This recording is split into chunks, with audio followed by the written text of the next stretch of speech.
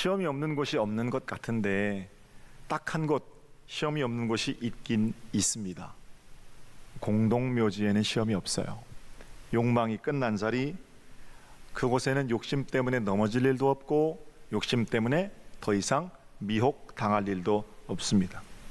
공동묘지를 제외하고 생명이 있는 곳은 어느 곳이나 시험이 있고 사는 동안에는 우리는 유혹과 시험을 만나게 된다라는 겁니다. 문제는 있는 시험 없애기가 아니라 그 시험 앞에서 우리를 어떻게 다스릴 것인가 하는 문제가 사실은 굉장히 중요한 문제겠죠.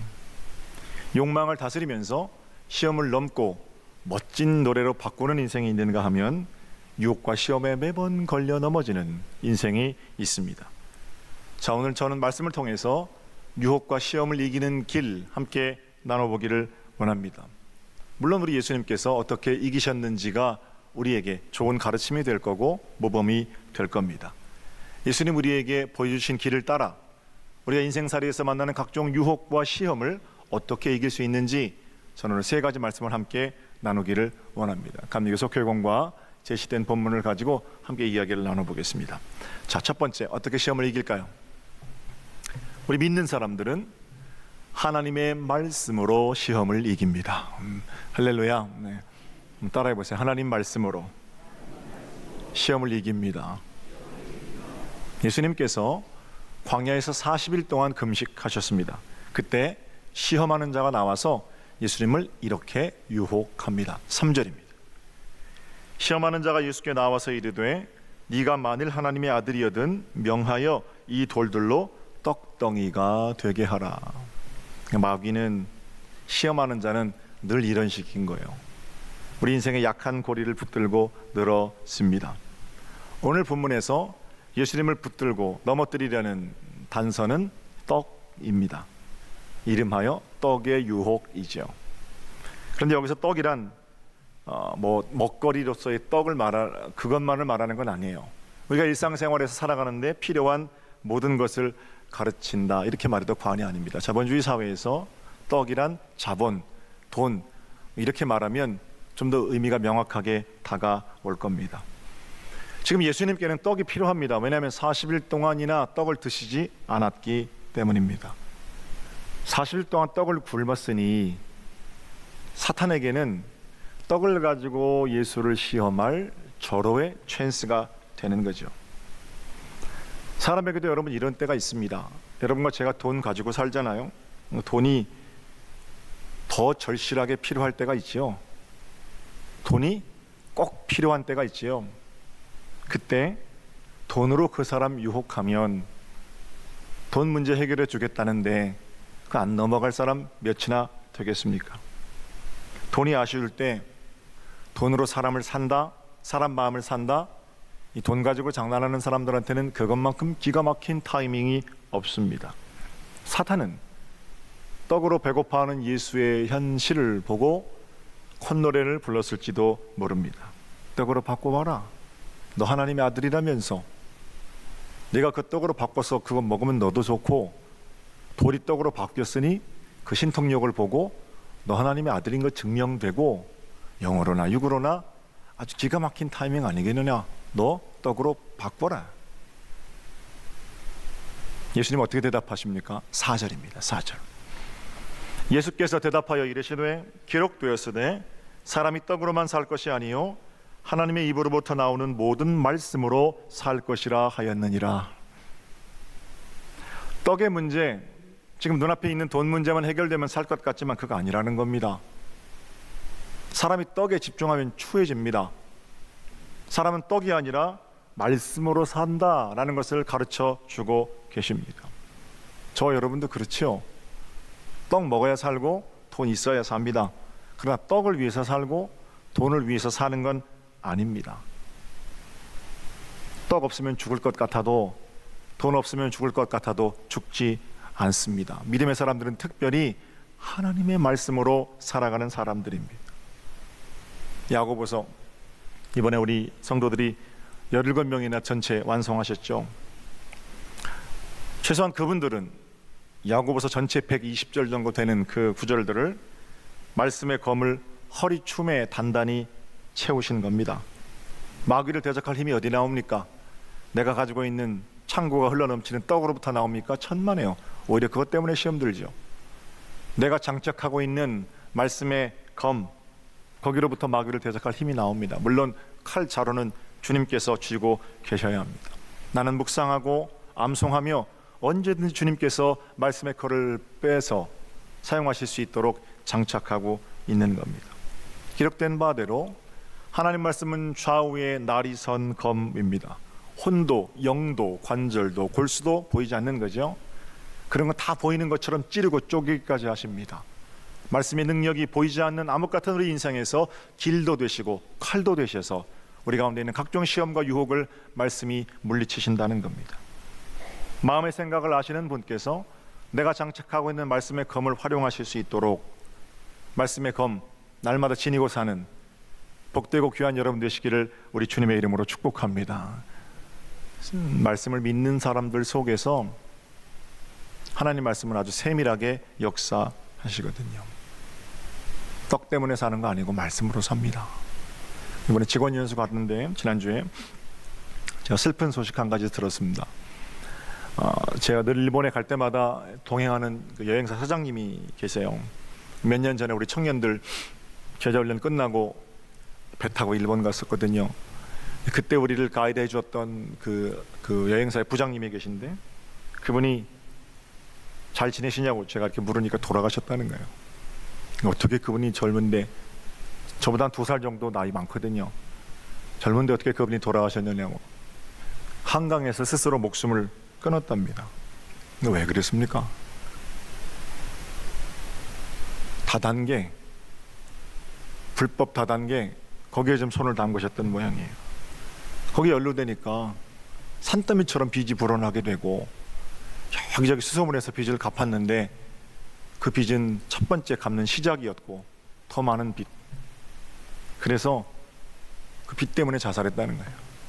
그분을 생각하면서 참 좋으신 분이었는데 하는 안타까운 마음이 들었습니다. 사장님 말씀이 목사님 그 얼마나 힘들었으면 그랬겠어요 그러더라고요. 제가 한마디 거들었습니다. 제가 그분을 정죄한다든지 또 그분의 죽음을 뭐 그렇게 하는 건 아닙니다만 안타까운 마음을 가지고 어떻게 제가 거들었냐면 사장님 그래도 그건 안 돼요 제가 그랬어요. 그분보다 더 힘들게 사는 사람들 얼마나 많으신데요. 우리 교회에도요. 가지고 있는 기업, 가정, 형편 여러 가지 상황 때문에 다 무너져도 죽을 것 같이 부끄러운 자리에 믿음으로 나서서 평생 내가 그 빚 갚으며 살리이다 이러면서 정직하게 살아내려는 사람들이 얼마나 많은데 마지막까지 그분은 이기적인 그런 모습이에요. 제가 그렇게 말씀드렸어요. 물론 돌아가신 분을 어떻게 뭐 정죄한다든지 이렇게 하는 건 아닙니다. 그래도 죄송하지만 마지막까지 이기적이었던 겁니다. 여러분 돈 때문에 사람 살고 돈 때문에 사람 죽는 것 같지만 저랑 같이 1년만 신방 다녀보십시오. 여러분이 지금 만난 상황보다 훨씬 더 어려운 상황에서도 꿋꿋이 예수 그리스도를 믿고 기쁨으로 살아내려고 애쓰는 분들이 계셔요. 산더미 같은 재산을 가지고 매일 다툼하고 싸우는 분들도 계시고요. 그런 거 한 번만 보고 나면 사람 돈 때문에 사는 거 아니구나 그렇게 금방 깨닫게 됩니다. 특별히 우리는 믿음의 사람들이잖아요. 자본주의, 대한민국 이 땅에 살지만 우리가 돈 때문에 살고 죽습니까? 천만에요. 하나님 말씀이 우리가 사용하고 우리 발밑에 있는 돈보다 더 시시해서야 어떻게 우리가 믿는 사람이라고 말할 수 있겠습니까?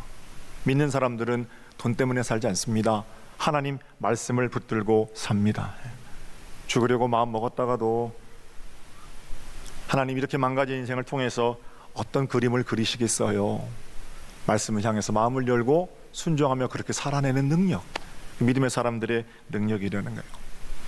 사랑하는 여러분, 때로는 살아가는 일이 그냥 죽는 일보다 더 고통스럽게 여겨질 때가 있습니다.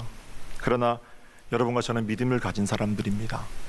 하나님 생명의 말씀을 묵상하고 반추하면서 우리 가운데 장착하고 있는 말씀의 검의 능력으로 모든 절망, 시험, 유혹, 환난을 이겨내며 삶의 자리를 지켜가는 여러분이 되시기를 우리 주님의 이름으로 축복합니다. 떡 주겠다는 마귀의 유혹을 물리치십시오. 너 이것만 하면 평생 동안 아무 일 안 하고 벌어먹고 살 수 있다. 그거 다 이상한 소리죠. 그런 유혹 거기 마음 뺏기지 마십시오. 하나님 말씀으로 사는 승리의 복이 여러분들의 것이 되시기를 다시 한번 주님의 이름으로 축복합니다.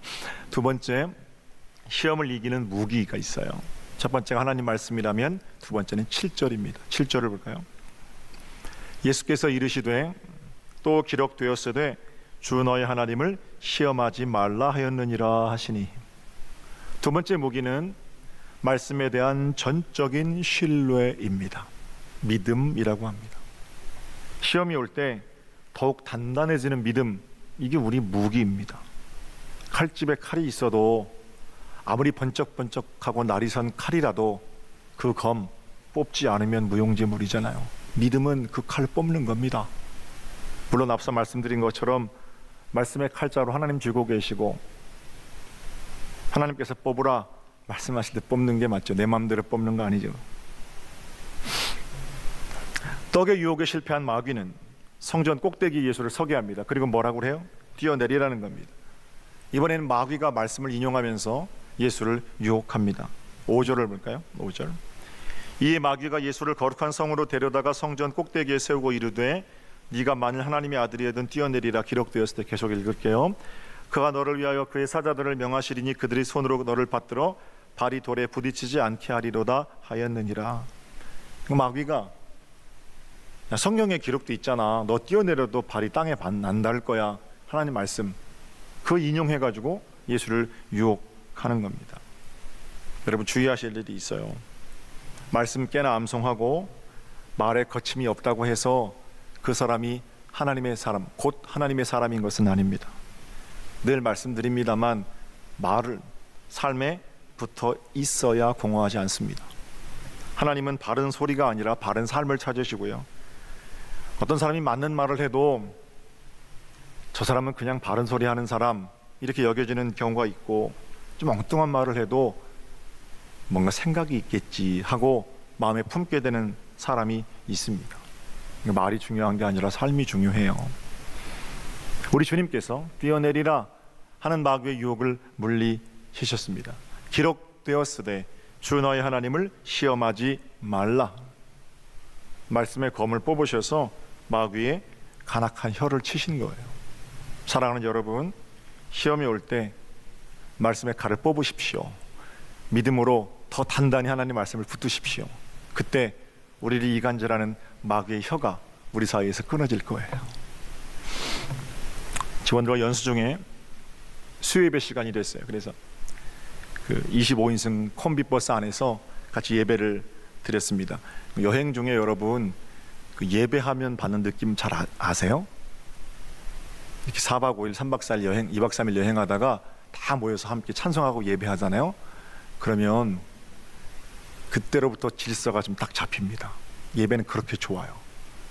그러니까 아침에 일어나서 매일 집에서 하는 기도, 교회에서 하는 기도 말고 어디 바깥에 가족들이 가셔가지고 그냥 아침이니까 밥 먹어 식사기도 이 정도 하지 말고 다 모여서 아버지가 말씀 한 절 암송하고 5분이라도 딱 찬송하고 나면요, 가정의 질서가 딱 세워져요. 얼마나 그 느낌이 좋은지 몰라요. 수요일 날에 같이 모여서 다 같이 예배했습니다. 하나님 감사해요. 1년 동안 고생한 직원들 얼굴 하나하나 보는데 제가 얼마나 고마웠는지요. 교회를 대표해서 그들을 격려했습니다. 교회가 지난 2년 동안 힘들고 어려울 때 한 마음으로 교회를 지켜줘서 참 고맙습니다. 이렇게 직원들한테 인사도 했고, 앞으로도 우리가 서로 함께 동역하는 동안 서로 그렇게 믿어주면서 그렇게 함께 사역합시다. 작은 천국 우리가 만들지 못하면 어떻게 교인들에게 천국을 살라고 내가 설교하겠소, 이러면서 이제 직원들하고 이야기했거든요.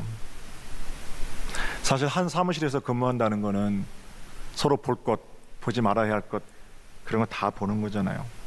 저도 성격이 원만하거나 좀 그렇지 못해서 설교할 때는 잘 준비된 원고를 읽으니까 참 좋지만 때로는 말이 없어기도 하고 때로는 성질도 팍팍 부리고 그러거든요. 어떨 때는 아무것도 아닌 것이 가까이 사는 사람에게는 흠이 되기도 하고 반대로 말하면 아무것도 아닌 것이 큰 자랑이 되기도 하고, 그런 게 이제 가까이 사는 사람들의 관계거든요. 그래서 정말 교회에서 담임 목사를 불신하게 하는 말들이 떠돌 때 직원들이 거기 한 마디 두 마디 보태면 그 어떻게 그 파도를 감당하겠습니까? 직원들이 꿋꿋이 그래도 우리 목사님은, 그래도 우리 사모님은 이러면서 지켜줬으니까 교회가 단단해졌죠. 그래서 그렇게 믿어줬던 직원들, 가까이서 우리 흠도 다 알고 있는 사람들이 그래도 하나님이 세우신 권세입니다 라고 따라와줬던 직원들이 너무 고마운 거예요. 고맙습니다. 격려하고 인사했습니다. 사랑하는 여러분, 언제 사람의 진정성을 알아요? 시험이 올 때 서로 믿어주는가 의심하는가, 이런 거 가지고 진정성 알 수 있죠. 서로 믿어주고 격려해주는 그런 일들이 교회 안뿐만 아니라 우리 교회 각각 속회들과 여러분의 가정 관계들 속에서 많아지기를 주님의 이름으로 축복합니다. 그 길로 우리는 능히 시험을 이길 수 있어요. 하나님 말씀을 철석같이 믿는 믿음, 그리고 장착한 말씀의 칼을 뽑아내는 믿음. 믿음의 또 다른 이름은 순종 아니겠습니까? 복 있는 길이 여러분의 길이 되셔서 그 믿음으로 시험을 날마다 이기며 사는 복된 승리가 여러분의 것이 되기를 다시 한번 주님의 이름으로 축복합니다. 닉 부이치치라고 여러분 아시죠? 그분은 태어날 때부터 이 몸뚱아리만 가지고 태어났습니다. 팔다리가 없어요. 사람들 앞에서 한국의 어느 집회를 하는데 이 가운데서 꿈틀거리면서 일어나는 거예요.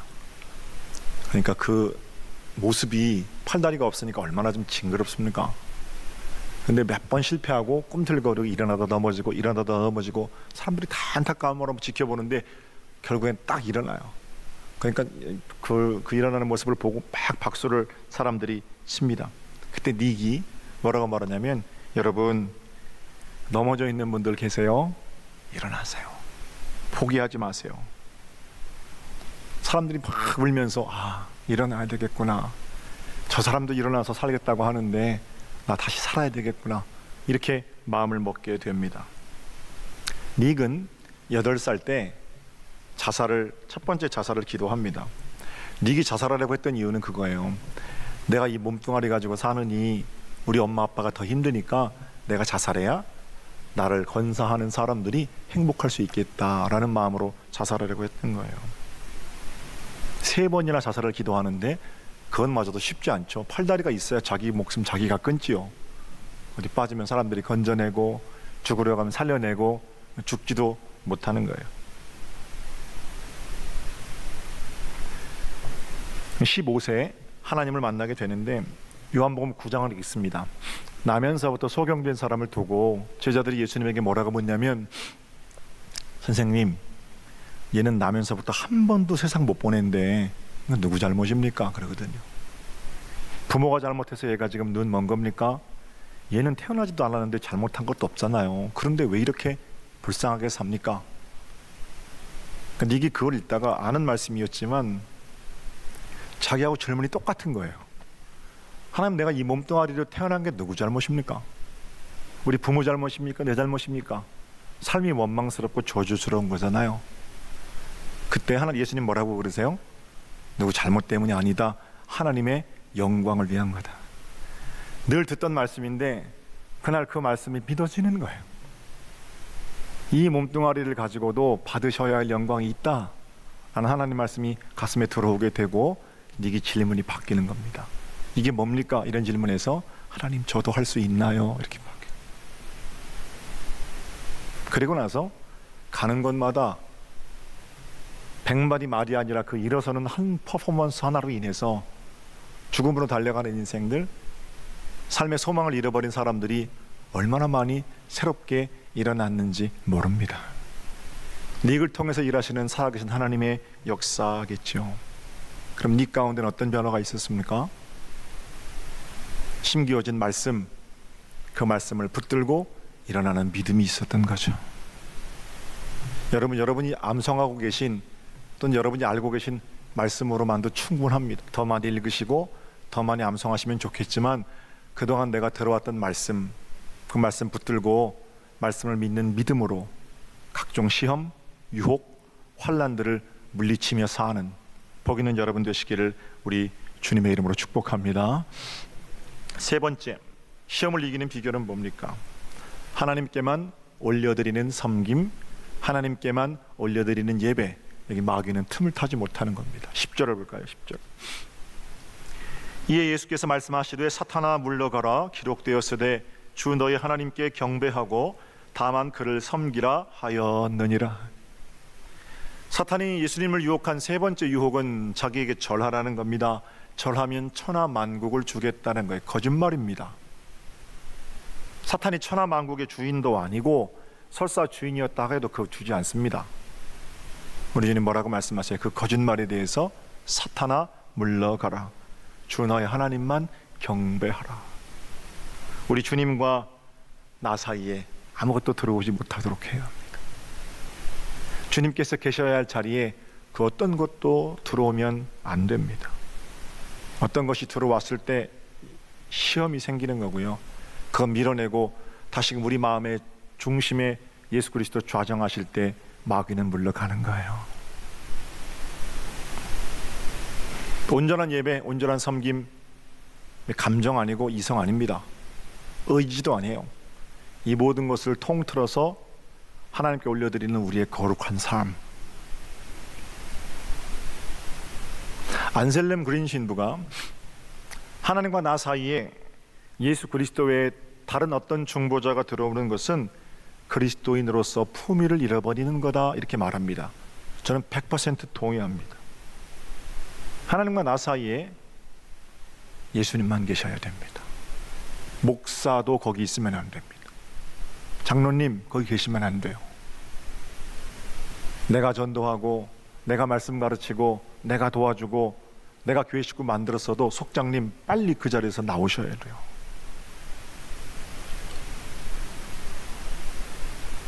저는 믿음 좋은 아버지 어머니 밑에서 자랐습니다. 믿음 좋은 아버지 어머니를 예수님 계신 자리에서 밀어내는데 시간 꽤 오래 걸렸습니다. 믿음 좋은 아버지, 믿음 좋은 어머니, 아내, 남편, 자녀 그 자리에 있으면 안 됩니다. 거긴 예수님만 계셔야 됩니다. 어느 존재든 예수 외에 다른 것이 그 자리에 들어가 있으면 반드시 그건 시험이 됩니다.